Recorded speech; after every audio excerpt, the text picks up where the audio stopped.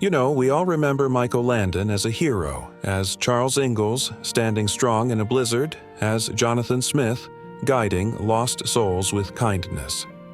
But behind the camera, his life wasn't always so steady. It was messy, painful, full of mistakes. And yet, in the final chapter of his life, he found something rare. Not fame, not success, but peace. Through love, through family, through his third wife, Cindy Clerico. And today, I want to tell you their story, not to rewrite history, not to ignore the past, but to honor the truth. That people can change, that second chances exist, and that sometimes the most meaningful love comes when you least expect it. Let's start at the beginning. The man before Cindy Michael. Landon wasn't just a star, he was a force, passionate, driven, deeply emotional, and yes, flawed. He was married twice before. First to Lynn No, his high school sweetheart.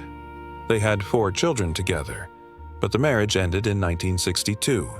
Then to Marjorie Lynn No, her sister, a union that shocked many, but lasted over 20 years. They had 3 more kids. But by the early 1980s, that marriage was crumbling. Behind closed doors, there was pain, distance, and rumors of infidelities. And then she passed away. In 1981, Marjorie died from complications of diabetes, and Michael was devastated, not just by loss, but by guilt. Because even in grief, he knew their marriage hadn't been perfect, and now there was no time to fix it, only regret. And in that darkness, love found him. Not loudly, not dramatically, but quietly. With Cindy Clerico. Now, some people saw her as the other woman. But the truth, she wasn't. She was a dancer on Little House on the Prairie. Hired for musical numbers, never a main cast member. Shy, talented, grounded. And when they met, it wasn't fireworks, it was connection. A shared sadness. A quiet understanding, because Cindy had her own pain.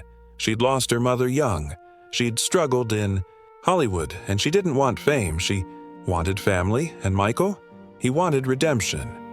So their relationship began, slowly, carefully, and when they finally married in 1983, just 2 years after Marjorie's death.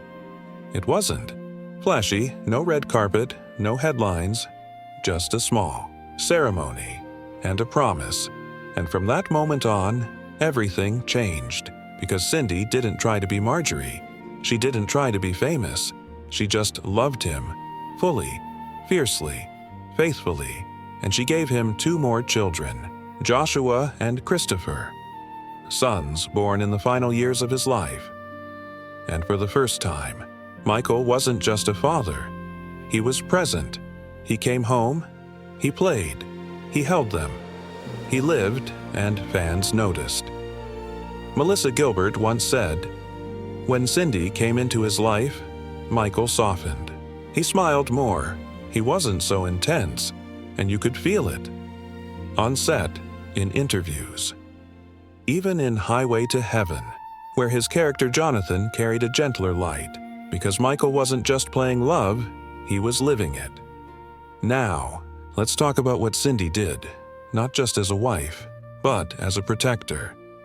Because when Michael was diagnosed with pancreatic cancer in 1991, she didn't hide. She stood beside him. She told the world. She made sure he wasn't alone.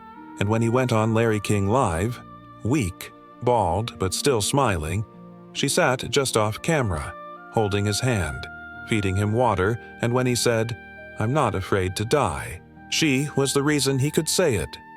Because he knew he wouldn't die alone.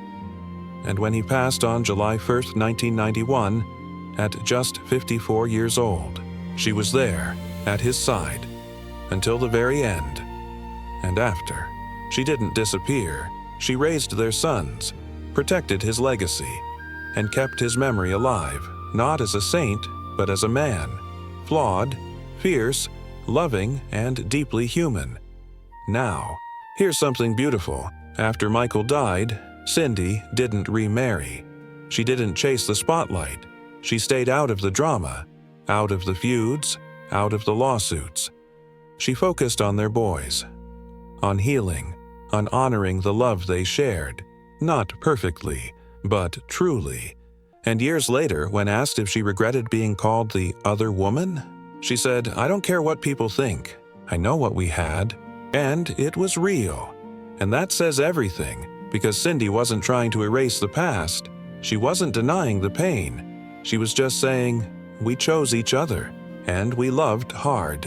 And that matters. Now, let's talk about legacy. Because when people think of Michael Landon, they see Charles, they see Jonathan, they see the man who taught us about family, faith, and doing the right thing, but they don't always see the man who needed those lessons, who failed, who hurt people, who searched for peace, and who finally found it, not in fame, but in a quiet woman named Cindy. A dancer, a mother, a wife, and the last great love of his life. And isn't that powerful? That after all the storms, the marriages, the losses, the regrets, he found someone who loved him not despite his flaws, but through them, and gave him the greatest gift of all, to be loved at the end. So the next time you see Michael Landon on screen, laughing, hugging a child, standing tall, don't just see an actor. See the man behind him, the one who lived hard, loved deeply, and in the final years found grace because of Cindy. And because of that, we remember him not just as a hero, but as a man who learned how to love and how to be loved back.